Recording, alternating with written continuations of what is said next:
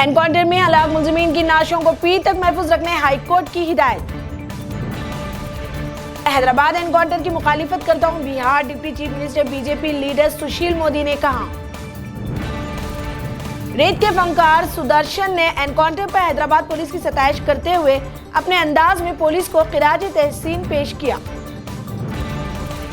Hyderabad encounter के खिलाफ supreme court में अर्जी दायर। सीनियर एडवोकेट जीएस मानी और प्रदीप कुमार यादव ने हैदराबाद पुलिस के एनकाउंटर पर उठाए सवाल।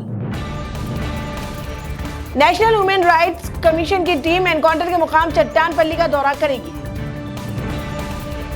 दिशा वाक़या के मुलजिमीन के एनकाउंटर की मुखालिफत करने वाले मुल्क के गद्दार हैं, वाईएसआरसीपी रुकन पार्लियामेंट कृष्णम राजू ने कहा। हेडफोन ने ली नौजवान की जान। आदिलाबाद में गाने सुनने के दौरान ट्रेन की जद में आने से 16 साल नौजवान हलाक। इंसाफ के निजाम में यकीन न होने की वजह से लोग हैदराबाद एनकाउंटर पर खुश हैं। दिल्ली ख्वातीन कमीशन की सदस्य स्वाति मालीवाल का एहसास। मैं एनकाउंटर के खिलाफ हूँ। हिंदुस्तान में जांच के तरीक़ेकार और फौजदारी निजाम को मजबूत बनाने की जरूरत है, असदुद्दीन अवैसी ने कहा। आरटीसी हड़ताल के दौरान फौत होने वाले मुलाजिमीन के अफराद खानदान को मिली मुलाजिमत। 2 लाख रुपए मुआवजे के चेक्स भी जारी कर दिए गए। तेलंगाना असेंबली के डिप्टी स्पीकर पद्मा राव की क़यामगाह पर डकैती की कोशिश नाकाम।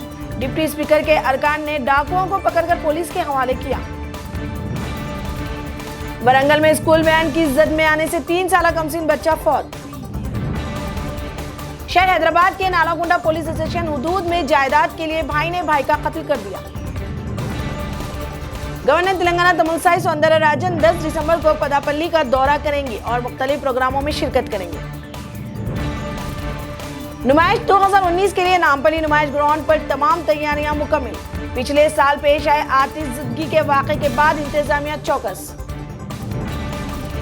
हैदराबाद में बोतलों में पेट्रोल बेचने की ममानियत के बावजूद कई पेट्रोल पंप सारिफिन को उनूस बोतलों में पेट्रोल बेच रहे हैं। तारनाका तार नालाकुंटा उस्मानिया फ्लाईओवर के कामों का करीब आगाज होगा। जीएचएमसी सिकंदराबाद जोन का ऐलान। उत्तर प्रदेश की योगी हुकूमत ने अयोध्या को मक्के मुअज़्ज़मा से भी अज़ीमुश्शान बनाने का किया ऐलान। मजहबी और सियाहती दोनों नजरिए से सजाने संवारने का काम जल्द शुरू होगा। जिंदा जला दी गई उन्नाव असमत रेजी वाक़े की मुतासिरा इलाज के दौरान फौत। दिल्ली के सफदरजंग अस्पताल से नाश उन्नाव के लिए रवाना।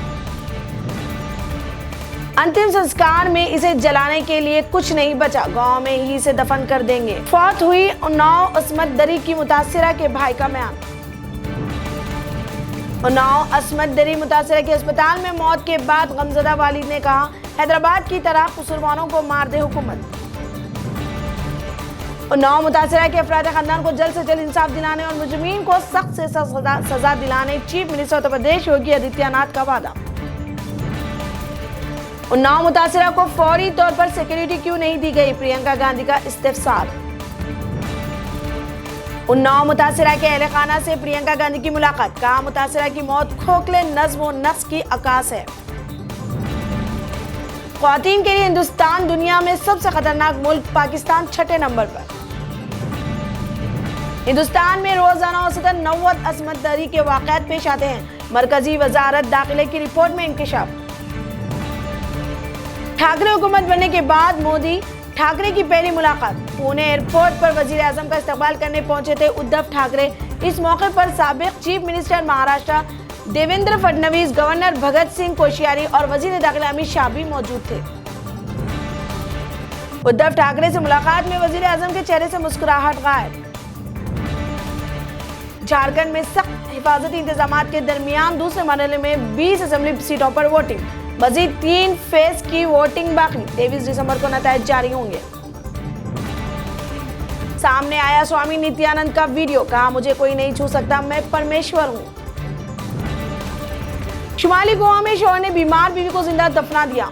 इलाज के अखराजात बर्दाश्त न कर पाने पर किया घिनौना जुर्म। महाराष्ट्र के शहर पुणे में अस्पताल के आईसीयू में शादी, लेकिन कुछ देर बाद दूल्हा हो गया फरार।